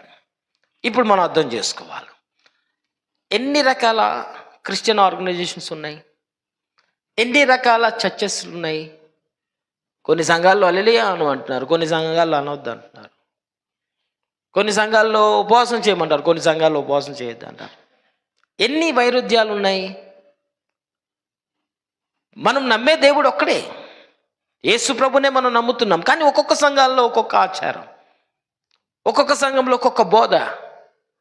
ఇక్కడ గమనించండి, ఈ వైరుధ్యాలన్నీ సృష్టించబడడానికి గల కారణం ఏంటి? ప్రపంచవ్యాప్తంగా రకరకాల బోధలు ప్రపంచవ్యాప్తంగా ప్రజలను ప్రభావితం చేస్తుంటే మా నమ్మిక వేరు, మా విశ్వాసం వేరు, మా సిద్ధాంతం వేరని సిద్ధాంతాల పరంగా సంఘాలు విడిపోతే వీరిని దేవుని శిష్యులు అని పిలుస్తారా? విశ్వాసాల ప్రకారంగా సంఘాలు విడిపోయి మీ విశ్వాసం వేరు, మా విశ్వాసం వేరు అంటే వీరందరూ దేవుని శిష్యులుగా పిలువబడతారా? మనం నమ్మే దేవుడు ఒక్కడే, మన శత్రువు కూడా ఒక్కడే. మనందరికీ దేవుడు ఒక్కడే, శత్రువు కూడా ఒక్కడే. కానీ మనం నమ్మే విశ్వాసాలలో ఒక్కొక్కరు ఒక్కొక్క విశ్వాసాన్ని అవలంబిస్తూ సిద్ధాంతాల పరంగా, విశ్వాసాల ప్రకారంగా సంఘాలు ముక్కముక్కలైపోయాయి. మరి నేటి సంఘాలన్నిటినీ దేవుడు చూస్తూ వీరందరూ నా శిష్యులు అనటానికి, ఈ సంఘ పరిచర్యలన్నీ చూస్తూ నా శిష్యులు అని దేవుడు అభినందించడానికి ఏమైనా ఉందా? ముక్కముక్కలైపోయిన ఈ సంఘాలను చూచి దేవుడు సంతోషించేది ఏమైనా ఉందా? లేదు. దేవుని రాజ్యం అనేది కట్టబడట్లేదు. వాక్యం అనేది సరిగ్గా అర్థం చేసుకోక ఒక్కొక్క సేవకుడు వస్తున్నాడు, నాకు దేవుడు ఈ ప్రత్యక్షత ఇచ్చాడు, దేవుడు నాకు ఈ దర్శనం ఇచ్చాడు, నేను ఈ సంఘం పెట్టాను అంటున్నాడు. ఇంకొక సేవకుడు వస్తున్నాడు, నాకు ఒక దర్శనం ఇచ్చాడు, దేవుడు నాకు ఇచ్చిన పిలిపిది, నా విశ్వాసం ఏదైనా ఒక సిద్ధాంతాన్ని బోధిస్తున్నాడు. ఇలా ప్రపంచవ్యాప్తంగా కొన్ని వేల మత సిద్ధాంతాలు ప్రకటించబడ్డాయి. వారి ప్రత్యక్షత, వారి విశ్వాస ప్రమాణాలను ఆధారంగా వాక్యం అనేది ప్రకటించి సంఘాలు అనేవి స్థిరపరిచారు. మరి వాక్యం ఏమైంది? వీరికి తెలిసిన జ్ఞానం, వీరికి సంబంధించిన ప్రత్యక్షత వరకే ఒక సంఘం పరిమితమైంది తప్ప దేవుడు కోరుకున్నట్టుగా వాక్యాన్ని సరైన రీతిగా అర్థం చేసుకొని వాక్యానుసారంగా కట్టబడే సంఘాలు ఎన్ని ఉన్నాయి? అందరూ దేవునికి శిష్యులైపోతారా? అందరూ దేవుడి ద్వారా అభినందించబడుతున్నారా? లేదు. అందుకే ఇక్కడ గమనించండి, యేసుక్రీస్తు ప్రభువు చెప్పిన ఈ మాట ఆ చిట్ట చివరి వచనంలో ఒక మాట 35వ వచనంలో అంటున్నాడు, మీరు ఒకరినెడల ఒకరు ప్రేమ గలవారైన ఎడల దీనిని బట్టి మీరు నా శిష్యులని ప్రపంచానికి తెలుస్తుంది అన్నాడు. మీరు ఎప్పుడైనా గమనించారా? సంఘంలో ఉన్న విశ్వాసాల ప్రకారంగా విశ్వాసులు విడిపోయారని, సేవకులు విడిపోయారని, ఒకరి మధ్య ఒకరికి శత్రుత్వాలు ఉన్నాయని, ప్రేమ అనేది లేదని ఎప్పుడన్నా గుర్తించారా? ఈ వైరుధ్యాలను బట్టి అతడు మన సంఘస్థుడు కాదు, యేసు ప్రభువుని అంగీకరించిన విశ్వాసం అయినప్పటికీ అతడు మన సంఘస్థుడు కాదు, మనకు అతనికి సంబంధం లేదన్న రీతిగా విశ్వాసంలో చీలికలు రాలేదా? అతడు మన సేవకుడు కాదు, మన సంస్థకు సంబంధించిన వ్యక్తి కాదు అని చెప్పి సేవకుల్లో వైరుధ్యాలు రాలేదా? ముక్కముక్కలైపోయిన ఈ యొక్క యూనివర్సల్ చర్చ్ని చూసి దేవుడు సంతోషిస్తున్నాడా? ఈ ముక్కముక్కలైపోయిన ఈ మత విశ్వాసాలు ప్రకటించే సంఘాల వల్ల దేవుని రాజ్యం కట్టబడుతుందా? లేదు. మనలను చూసి దేవుని శిష్యులు అని చెప్పుకోవాలి. మనలను చూసిన వ్యక్తులు దేవుని శిష్యులని వాళ్ళు గుర్తించాలి అని యేసుప్రభు అంటుంటే, మనల్ని చూసిన వ్యక్తులు దేవుని శిష్యులు అని మనల్ని అంటున్నారా? మనం శిష్యులుగా పిలువబడుతున్నామా? యేసుక్రీస్తు ప్రభు క్రైస్తవులుగా ప్రజలను మార్చండి అని బోధించలేదు. క్రైస్తవ మత విశ్వాసాన్ని స్థాపించమని యేసు ప్రభు బోధించలేదు. మీరు వెళ్ళి సర్వలోకానికి వెళ్ళి సర్వసృష్టికి సువార్త ప్రకటించండి అని చెప్పి శిష్యులుగా చేయమని చెప్పాడు. ఏమని చెప్పాడు? శిష్యులుగా, యేసును వెంబడించే వ్యక్తులు శిష్యులుగా మార్చమని చెప్పాడు. ఇప్పుడు శిష్యులుగా మార్చడానికి బదులు మతపరంగా క్రైస్తవులుగా ప్రజలను మార్చే ప్రయత్నం చేస్తున్నాం. ఈరోజు మన ఇండియా దేశంలోనే మనల్ని వ్యతిరేకించే పరిస్థితులు ఏర్పడ్డాయి. క్రైస్తవ్యాన్ని మతంగా, ఒక నమ్మకంగా, ఈ విశ్వాస పరిమాణం ఉన్నప్పుడు ఈ విశ్వాసాన్ని బట్టి ఎలా బతకాలి అని ఎప్పుడైతే మనం బోధిస్తున్నామో, మన చుట్టూ మనం స్వేచ్ఛను హరించి వేసి మనకు మనమే బంధకాల్లోకి వెళ్ళిపోయాం. మనం నివసించేది హిందూ దేశమే. మనం నివసించే హిందూ దేశంలో దేవుని రాజ్య స్థాపన అనేది జరగకుండా మనం మొక్కలైపోయాం. మా సంఘం వేరు, మీ సంఘం వేరు, మీ సేవకుడు వేరు, మా సేవకుడు వేరని. ఇలా ఐక్యత లేకుండా మన విశ్వాసాలలో మార్పులు వచ్చి దేవుని రాజ్య నిర్మాణం అనేది జరగట్లేదు. కాబట్టి వాక్యం చెబుతుంది, ఎందరైతే నా వాక్యమును నిలిచిన వారు అవుతారో వారే నిజమైన శిష్యులు అవుతారు. వారు సత్యాన్ని గ్రహిస్తారు. సత్యం వాళ్ళను స్వతంత్రులుగా చేస్తుంది.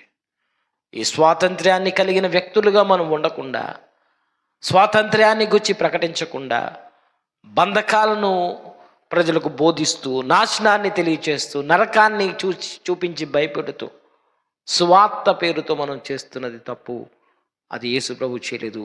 ఆయన బోధించే బోధ దేవుని రాజ్యం సమీపించింది, దేవుని రాజ్యం సమీపించింది కనుక మారు మనసు పొందండి, దేవుడిచ్చే బహుమానాన్ని చూపించి, దేవుడిచ్చే ప్రేమను బట్టి సువార్త ప్రకటించాడు తప్ప నరకం ఉన్నది జాగ్రత్త అని సువార్త ప్రకటించలేదు కదా. అనేక మంది సేవకులు నరకాన్ని బూచిగా చూపించి భయపెట్టి సువార్త ప్రకటిస్తున్నారు. దేవుని రాజ్యం అనేది కనుమరుగైపోయింది. కాబట్టి దేవుని రాజ్యం అనేది మనం ప్రకటించే సువార్త మీద ఆధారపడింది. ఆ సువార్త సరైన రీతిగా మనకు అర్థం కాకపోతే, సరైన రీతిగా మనం ప్రకటించకపోతే, ఈ సువార్తను ఉన్నట్టుగా మనం ప్రకటించకపోతే, మనం సువార్త ప్రకటించి మన చుట్టూ శత్రువులను మార్చుకొని, శత్రువులుగా మన తోటి వాళ్ళను మార్చుకునే ప్రమాదం ఉంది. సరే, ఇక్కడ యేసుక్రీస్తు ప్రభు అన్నాడు 13వ అధ్యాయం 34-35 వచనాల ప్రకారంగా, మీరు ఒకరినొకరు ప్రేమింపబలనని మీకు క్రొత్త ఆజ్ఞ ఇస్తున్నాను అన్నాడు. ఒకరినొకరు ప్రేమించుకోవాలి, ఒకరినొకరు ప్రేమ కలిగిన వ్యక్తులుగా ఉండాలి అన్నాడు. ఇది నేను ఇచ్చే ఆజ్ఞ అని చెప్పాడు. ఈ ఆజ్ఞను దాటి, యేసు ప్రభు చెప్పిన ఈ ఆజ్ఞను దాటి ఈ సంఘ సిద్ధాంతాలు, విశ్వాసాలు, ప్రజలు ఒకరినొకరు ప్రేమించుకోకుండా ఉండటానికి కారణమయ్యాయి. మీ సేవకుడు వేరు, మా సేవకుడు వేరు, మీ సంఘం వేరు, మా సంఘం వేరని వైరుధ్యాలు రావటానికి కారణమయ్యాయి. మీరు ఒకరినొకరు ప్రేమించాలని చెప్పిన మాట ఈరోజు అది నెరవేరితే అందరం దేవుని శిష్యులు అని ప్రపంచం తెలుసుకుంటుంది. మనమందరం దేవుని వెంబడించే శిష్యులమని ప్రపంచం గుర్తిస్తుంది, తెలుసుకుంటారు. కానీ మనలో ఐక్యత లేదు, మనలో ఆ ప్రేమ స్వభావం లేదు, ఇతరుల పట్ల ప్రేమ కలిగిన స్థితి లేదు. నేను బోధకుడై ఉండి, నేను ప్రభువునై ఉండి నేనే మీ పాదాలు కడుగుతున్నానంటే మీరు కూడా ఒకరినొకరు ఆ పని చేయండి అని యేసు ప్రభు ప్రాక్టికల్గా చేసి చూపించాడు. ఇప్పుడు ఎవరికి మనం తగ్గించుకుంటున్నాం? ఎక్కడ తగ్గించుకుంటున్నాం? నేను గొప్ప అంటే నేను గొప్ప అని మన అహంభావం ఇంకా తగ్గకుండా, మన గర్వస్థితి ఇంకా చావకుండా, మనం మన యొక్క ఉనికిని, మన గుర్తింపును మనం కాపాడుకుంటూ, మన హెచ్చింపు ఎక్కడ కోల్పోతామో, మన పేరు ఎక్కడ కోల్పోతామో, ఎక్కడ మనం ఘనహీనులైపోతామో అనే భయంతో బతుకుతూ ఉన్నాం. మన పేరు కొరకు, మన హోదా కొరకు, మన స్థాయిని కాపాడుకోవటానికి కొరకు మనం బ్రతుకుతున్నాం. అది దేవుడు చెప్పిన వాక్యానుసారమైనది కాదు. నువ్వు క్రీస్తులో ఎప్పుడో వ్యక్తిగతంగా క్రీస్తులో ఎప్పుడో నువ్వు చనిపోయావు. ఎప్పుడో నీ పాత స్థితి చనిపోయింది. ఎప్పుడో నీ గర్వ స్వభావం చనిపోయింది. ఇప్పుడు నీకు తగ్గింపు స్వభావం రాకుండా దేవుని రాజ్యం ఎలా కట్టబడుతుంది? నిన్ను నువ్వు తగ్గించుకోకుండా దేవుని రాజ్యాన్ని ఎలా కడతాను అనుకుంటున్నావు? యేసుక్రీస్తు ప్రభు తన్ను తాను తగ్గించుకుంటే దేవుని రాజ్యానికి పునాది వేయబడింది. యేసుక్రీస్తు ప్రభు తన జీవితాన్ని పణంగా పెడితే దేవుని రాజ్యం భూమి మీద కట్టబడటానికి ప్రధాన కారణమైంది. ఈరోజు నీ జీవితంలో ఈ తగ్గింపు లేకుండా, ప్రేమ కలిగిన వ్యక్తిత్వం లేకుండా, దేవుణ్ణి ప్రేమించే వ్యక్తిగా నువ్వు ఉండకుండా దేవుని రాజ్యం ఎలా కట్టబడుతుంది? నిజంగా శిష్యులుగా ఉండే వ్యక్తులు వేరు, శిష్యులుగా పిలువబడిన వ్యక్తులు వేరు. ఈరోజు నిజంగా శిష్యులుగా ఉండే వ్యక్తిగా, నిజమైన శిష్యుడుగా, శిష్యురాలుగా నువ్వు ఉంటే నీ ద్వారా దేవుని రాజ్యం కట్టబడుతుంది. నువ్వు స్థిరమైన వాక్యం ముందు నిలిచి ఉంటే, సరైన రీతిగా వాక్యాన్ని అర్థం చేసుకుంటే దేవుని రాజ్యం కట్టబడుతుంది. నువ్వు సరైన రీతిగా ఉండకపోతే, సరైన శిష్యుడిగా, శిష్యురాలుగా నువ్వు పిలువబడలేవు. వాక్యం నీలో లేదు. కాబట్టి ఇంకా వాక్యాలు నేను చెప్పవలసినవి చాలా ఉన్నాయి, కానీ ఈరోజు ఈ అంశంతో నేను ముగిస్తున్నాను. దేవుని రాజ్యం కట్టబడటానికి నిజమైన శిష్యులు మాత్రమే ఈ పని చేయగలరు. నిజమైన శిష్యులు ఎవరు అంటే దేవుని వాక్యములో నిలిచి ఉన్నవారు. దేవుని వాక్యములో నిలిచి ఉన్న వ్యక్తులు వాక్యాన్ని సరైన రీతిగా అర్థం చేసుకోగలుగుతారు. ఈ వైరుధ్యాలు లేక ఈ వాక్యంలో రాయబడిన విషయాలు నీకు అర్థం కాకుండా, ఈ వాక్యంలో ఉన్న విషయాలు నువ్వు అర్థం చేసుకోకుండా నువ్వు దేవుని రాజ్యాన్ని కట్టలేవు. నువ్వు బోధించే వ్యక్తిగా, వాక్యాన్ని సువార్త ప్రకటించే వ్యక్తిగా నువ్వు ఉండాలి. దేవుని రాజ్యం కట్టబడాలి అంటే మరి దేవుని రాజ్యాన్ని కట్టే వ్యక్తిగా ఉన్న నీవు ఈ వాక్యంలో నిలిచి ఉండి సరైన రీతిగా వాక్య సంబంధమైన ప్రత్యక్షత నువ్వు కలిగి ఉండాలి. సో నేను ముగింపులో భాగంగా నేను ఒక ప్రశ్న మీకు వేస్తున్నాను. సో దేవుని వాక్యములో ఉన్న ఈ 66 గ్రంథాలలో ఉన్న, లేక కొత్త నిబంధనలో యేసుక్రీస్తు ప్రభు 4 సువార్తల్లో కావచ్చు, పౌలు రాసిన పత్రికలు కావచ్చు, లేక ఇతరులు రాసిన పత్రికలు కావచ్చు, నేను మీకు ఒక ప్రశ్న వేస్తున్నాను.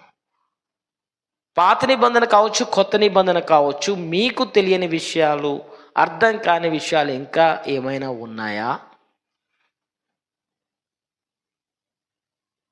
ఏమన్నా అర్థం కాని విషయాలు? ఈ వాక్యాన్ని మీరు చూస్తున్నప్పుడు ఏ కోణంలో మీరు అర్థం చేసుకుంటున్నారు? ఏ విధానంలో మీకు అర్థమవుతుంది? ఈ వాక్యాన్ని మనం చదువుతున్నప్పుడు ఆ విషయాలు మనం అర్థం చేసుకోగలుగుతున్నామా? ఇంకా ఏమైనా ప్రశ్నలు ఉన్నాయా? యేసుక్రీస్తు ప్రభు అనేక ఉపమానాలు చెప్పాడు. ఆ ఉపమానాల అర్థాలు మనకు తెలుసా? యేసు ప్రభు చెప్పిన ప్రతి ఉపమానం దేవుని రాజ్యాన్ని బట్టి, దేవుని రాజ్యం ఎలా పోలి ఉంది, దేవుని రాజ్యం ఎలా పోలి ఉందని ఆయన బోధించిన బోధలన్నీ దేవుని రాజ్యాన్ని కేంద్రంగా చేసుకుని బోధించాడు కదా. ఆ దేవుని రాజ్యాన్ని పక్కకు పెట్టి లోక సంబంధమైన ఆశీర్వాదాన్ని గూర్చి బోధిస్తుంటే సేవకులు బోధించే బోధ తప్పు అని ఎప్పుడు మీకు అనిపించలేదా? యేసు ప్రభు చెప్పిన పారబుల్స్ అన్నీ దేవుని రాజ్యాన్ని బట్టి, దేవుని రాజ్యం విత్తనాలు విత్తేవాడితోటి, పులిసిన పిండి, లేకపోతే రకరకాల విధానాల్లో దేవుని రాజ్యం అని, ద్రాక్ష తోట గురించి, అన్ని ఉపమానాలన్నీ దేవుని రాజ్యం గురించి యేసు ప్రభు చెప్పాడు. ఎస్, ఆయన బోధించిన బోధంతా కూడా దేవుని రాజ్యం కేంద్రంగానే ప్రకటించాడు. మరి అదే దేవుని రాజ్యాన్ని పక్కకు పెట్టి ఈ లోక సంబంధమైన డబ్బు, ఆశీర్వాదం, వ్యాపారంలో లాభం అని ప్రజల్ని పిలుస్తుంటే సంఘాలు దేవుని రాజ్యాన్ని పక్కకు పెడితే మనకు అర్థం కావట్లేదా అది సరైన వాక్యం కలిగిన సంఘం కాదని? అన్నం ఉడికిందా లేదా అంతా తినక్కర్లేదు, మెతుకు చూస్తే చాలు.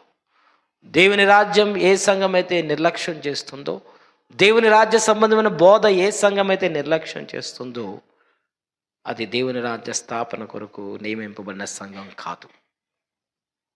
సంఘాలలో వైరుధ్యాన్ని కలుగజేసి, విశ్వాసుల్లో వైరుధ్యాన్ని, సేవకుల్లో వైరుధ్యాన్ని కలుగజేసి దేవుని రాజ్యం యొక్క కట్టడకు వ్యతిరేకంగా పనిచేసే సంఘాలు. కాబట్టి దేవుని రాజ్యం కట్టబడుతున్నప్పుడు మనమందరం శిష్యులుగా ఉంటాం. దేవుని రాజ్యం కట్టబడుతున్నప్పుడు మనం శిష్యులమని ప్రపంచం గుర్తిస్తుంది. మనం వెంబడించేది ఒకే ఒక దేవుని ప్రపంచం గుర్తిస్తుంది. ఈరోజు ఒకే ఒక వ్యక్తిని ఆరాధిస్తున్నాం, కానీ వైరుధ్యాలు దేవుని రాజ్య నిర్మాణానికి ఆటంకంగా ఉన్నాయి. సంఘ సిద్ధాంతాలు దేవుని రాజ్యం కట్టబడటానికి ఆటంకంగా ఉన్నాయి. బాహ్య ప్రపంచంలోనికి వెళ్తే ఈ విషయాలు ఎవరిని మనల్ని ప్రశ్నిస్తే ఇవి మీకు అర్థమవుతాయి. ఏంటి బ్రదర్, కొంతమంది వాళ్ళు లీవ్ చెప్తున్నారు, ఏంటి దాని అర్థం? కొంతమంది ఇలా అంటున్నారు, ఏంటి బ్రదర్ అని మిమ్మల్ని అడిగితే మీకు అర్థమవుతుంది. ఇవన్నీ ఎప్పుడు మనకు అర్థమవుతాయి? అసలు సువార్త పేరుతో మీరు ఇండ్లు గడప దాటి సువార్త పేరుతో ఎవరి దగ్గరకన్నా వెళ్తే అప్పుడు ఈ ప్రశ్నలన్నీ మీకు అర్థమవుతాయి. కాబట్టి ఈరోజు మన గడప దాటి సువార్త నిమిత్తం బయటకు అడుగు పెట్టే సమయం వచ్చింది. సువార్తను ఇతరులకు ప్రకటించి దేవుని రాజ్యమునకు ప్రజలను ఆహ్వానించే సమయం దగ్గరకు వచ్చింది. కాబట్టి ఒకటే చోట బావిలో ఉన్న కప్ప ఇలా పైకి చూస్తే ఇంతేనా ఆకాశం, బయట ఏం లేదనమాట అని అక్కడే ఉంటుంది. బావిలో ఉన్న కప్ప పైకి చూసి ఇంతే ఆకాశం, ఇంతే ప్రపంచం, అంతే, ఇంకేమీ లేదని లోపలే ఉంటుంది. ఈరోజు బావిలో ఉన్న కప్ప కాదు మనం. బావిలో ఉన్న కప్పలా ఇంతవరకే పరిమితం కాదు మనం ఏర్పాటు చేసుకున్న ఈ బంధకాలు, ఈ సరిహద్దును దాటి బయటికి రావాలి సువార్త నిమిత్తం. దేవుడు నీకు ఏ వరం ఇచ్చాడో, దేవుడు నీకు ఎలాంటి ప్రత్యక్షత ఇచ్చాడో, దేవుడు నీకు బయలుపరిచిన విషయం ఏంటో, దేవుడు తెలియజేసిన విషయం ఏంటో, అది నువ్వు బయటకు బహిర్గతంగా చెప్పి ఇతరులకు తెలియచేసి ఇతరులు ఆదరించబడటానికి, బలపరచబడటానికి, పురికొల్పబడటానికి, ఇతరులు దేవుని సన్నిధిలోనికి రావటానికి నీకు ఇవ్వబడిన జ్ఞానం, నీకు ఇవ్వబడిన తలాంతులన్నింటిని ఉపయోగించి దేవుని రాజ్య నిర్మాణం కొరకు నువ్వు పనిచేయాలి. నేను ఇచ్చే క్రొత్తాజ్ఞ ఒకటన్నాడు, మీరు ఒకరినొకరు ప్రేమించమని, ప్రేమ కలిగి ఉండమని.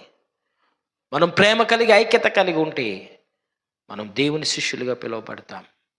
ఈరోజు మనం ప్రేమ కలిగి ఉండకుండా ఏది అడ్డుగోడగా ఉంది?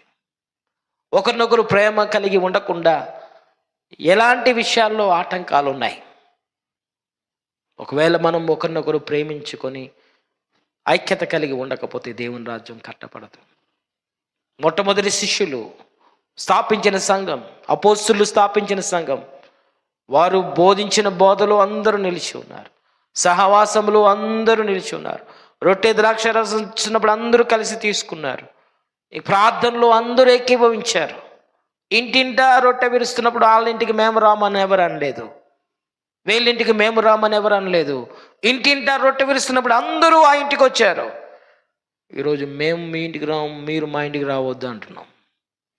ఒకట్లేదు, ఐక్యత లేదు. కానీ ఆరాధించేస్తున్నాం, రొట్టె విరిచేస్తున్నాం, యేసుక్రీస్తును ఆరాధించేస్తూ ఉన్నాం. కానీ కులాల ప్రకారంగా సంఘాలు విడిపోయిన మీకు తెలుసా? కులాలను బట్టి మా సంఘం ఇది అని చెప్పుకునే వాళ్ళు ఉన్నారని తెలుసా? వేరే కులస్తులను ఎవరిని ఆ సంఘానికి రానివ్వరని తెలుసా? సంఘం ముక్కలు అయిపోయింది. దేవుని రాజ్యం అనేది కట్టబడట్లేదు. దేవుని రాజ్య పని అనేది మన ప్రవర్తన వల్ల, మన కఠినత్వం వల్ల, మన మూఢ విశ్వాసాల వల్ల దేవుని రాజ్య పనికి ఆటంకంగా మనమే బ్రతుకుతున్నాం. కాబట్టి ప్రేమ కలిగి ఉందాం. దేవుని శిష్యులుగా ఉన్న వ్యక్తి దేవుని కొరకు నిలబడుతున్నప్పుడు, దేవుని పని కొరకు నిలబడుతున్నప్పుడు, యేసుక్రీస్తు ప్రభు ఎలాగైతే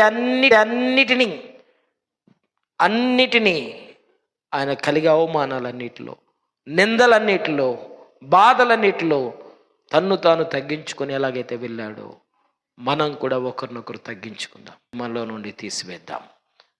చివరిగా తెలియజేస్తున్నాను, యేసుక్రీస్తు ప్రభు తానే తన సింహాసనాన్ని పక్కకు పెట్టకపోతే, తానే తన రాజ్యాన్ని వదిలిపెట్టకపోతే, దైవత్వంతో సమానంగా ఉండే అర్హతను పక్కకు పెట్టకపోతే, తాను మనిషిగా పుట్టడానికి తనకు తాను ఇష్టపడకపోతే ఈరోజు మనం రక్షణ పొందేవాళ్ళమా? దేవుడే మానవుడిగా మార్చబడకపోతే, శిష్యుల యొక్క పాదాలను కడుగుతున్నప్పుడు ఇంత నేను తగ్గించుకుంటున్నప్పుడు మీరు కూడా ఆ పని చేయమని ఎందుకు చెప్పాడంటే ప్రేమ కలిగి, తగ్గింపు కలిగి ఉండాలని.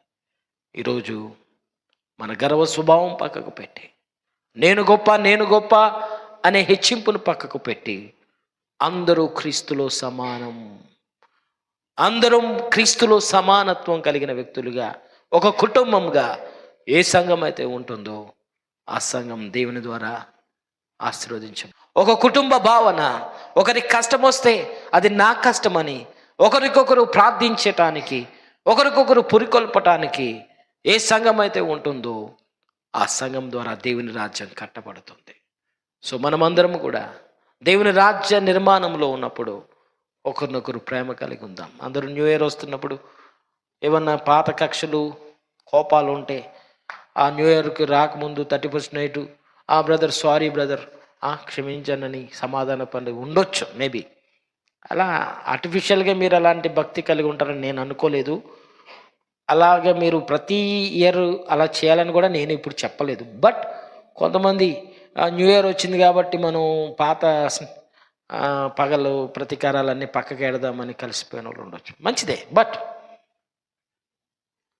ఒకవేళ క్షమించకుండా ఎవరైనా మిగిలిపోయి ఉంటే మనసులో, ఈ వ్యక్తిని నా జీవితకాలం క్షమించనని ఎవరైనా ఒకవేళ మీ కంటికి ఈరోజు కనబడుతుంది, దేవుని నిమిత్తం వ్యక్తిని క్షమించవు. ఎందుకంటే నువ్వు దేవుని రాజ్యాన్ని కట్టే వ్యక్తివి, ప్రేమ ద్వారా ప్రపంచాన్ని రక్షించే వ్యక్తివి, ప్రేమ ద్వారా దేవుని రాజ్యాన్ని కట్టే వ్యక్తివి. కాబట్టి ఒకరినొకరు ప్రేమించాలనే ఈ ఆజ్ఞను మనం పాటిద్దాం. ఆమేన్. ఈ ఆజ్ఞ మనం పాటిద్దాం. ఒకరినొకరు సమాధానకరంగా ఉందాం, ఒకరినొకరు పులుకొల్పుకుందాం. బలహీన స్థితిలో ఉన్న వ్యక్తిని పైకి లేపే ప్రయత్నం చేద్దాం. మనకిచ్చిన తలాంతులు, దేవుడు మనకిచ్చిన స్థితిని బట్టి ఒకరికి మేలు చేద్దాం, ఒకరికి మేలు చేద్దాం. దేవుని రాజ్యం కట్టే, దేవుని రాజ్య నిర్మాణంలో అందరం పాలిభాగస్తులు అవుదాం. దేవుడి మాటలు దీవించును గాక. ఆమేన్. సో నేను ఒక ప్రశ్న వేస్తున్నాను. ఇంకా ఇప్పటికీ ఎవరినైనా క్షమించకుండా ఉంటే, అంటే మీకు మాత్రమే తెలుసు, పైకి చెప్పక్కర్లేదు. ఒకసారి కళ్ళు మూసుకొని ఒక్కసారి జ్ఞాపకం చేసుకుందాం. మన శత్రుత్వం, మన ప్రగలు, మన పగ ప్రతీకారాలతో దేవుని పని మనం చేయలేం. ఒకవేళ అలాంటి శత్రుత్వం కలిగిన వ్యక్తిత్వంతో దేవుని మనం ఆరాధించలేం. ఆయన రొట్టె ద్రాక్షరసం, ఆయన శరీరం, ఆయన రక్తంలో మనం పాలిభాగస్తులు కాలేం. మేబీ సంవత్సరాల తరబడి పగ, కోపం, ద్వేషంతో, శత్రుత్వంతో దేవుని సన్నిధికి వస్తూనే, దేవుణ్ణి ఆరాధిస్తూనే ఎవరినైనా క్షమించకుండా, ప్రేమించకుండా, కఠినత్వంతో మనం ఉన్నామేమో.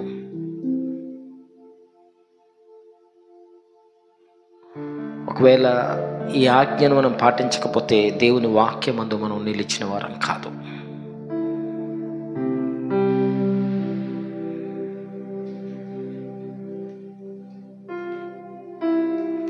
నా వాక్యమందు నిలిచిన వారైతే నిజంగా నాకు శిష్యులై ఉంటారన్నాడు. ఆయన ఇచ్చిన ఆజ్ఞ ఇదే. నువ్వు నీ పొరుగు వారిని ప్రేమించు అని.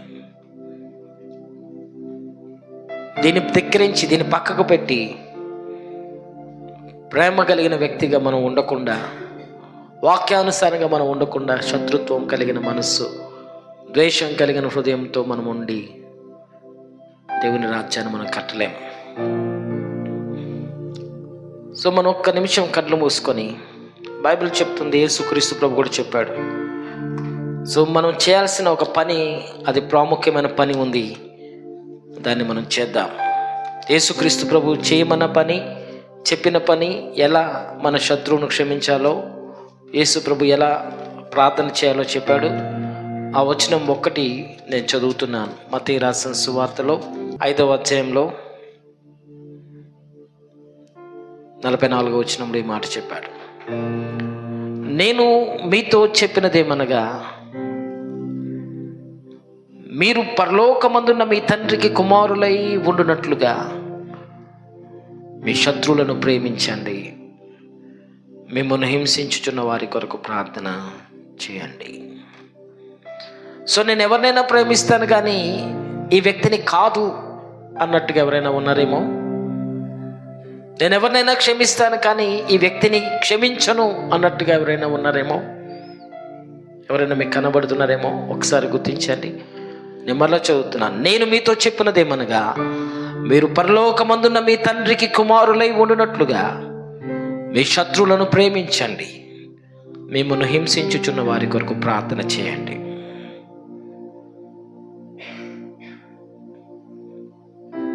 ఒక్క నిమిషం నేను మీకు సమయం ఇస్తున్నాను. వారి పేరు పెట్టి, ప్రభా నేను ఆ వ్యక్తిని క్షమిస్తున్నాను నీ పేరట అని.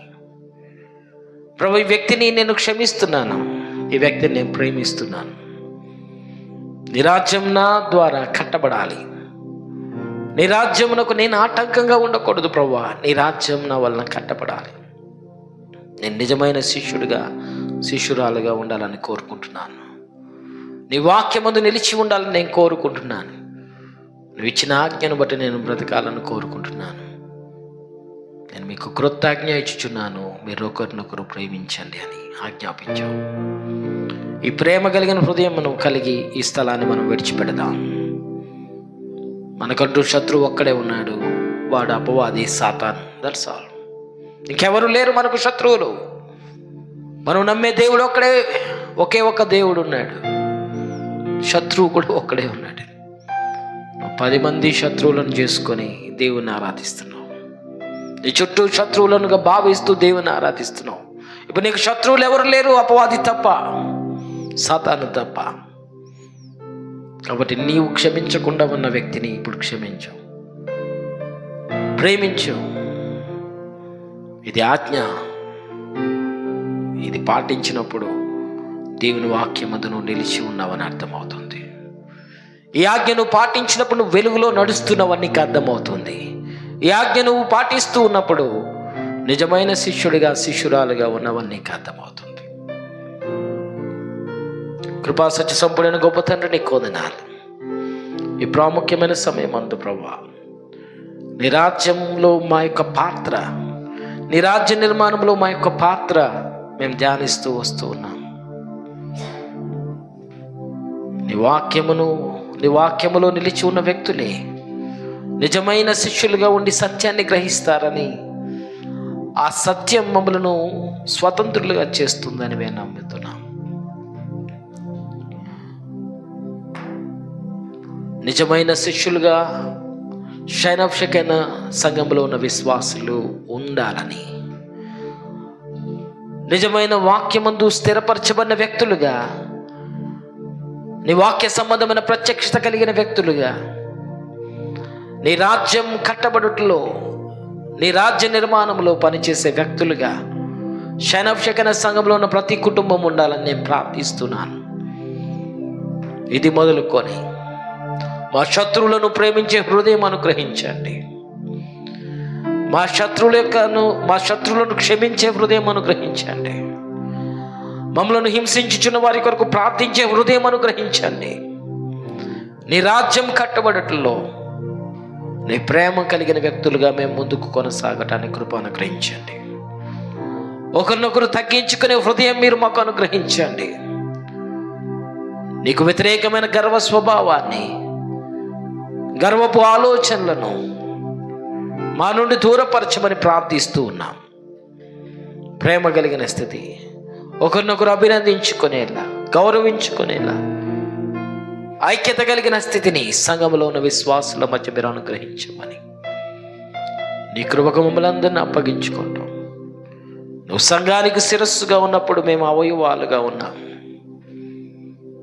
ప్రతి అవయవము చక్కగా అమర్చబడి నీవు శిరస్సుగా ఉన్న నీకు లోబడి ఉండటానికి ఒక శరీరం ఎలా పనిచేస్తుందో,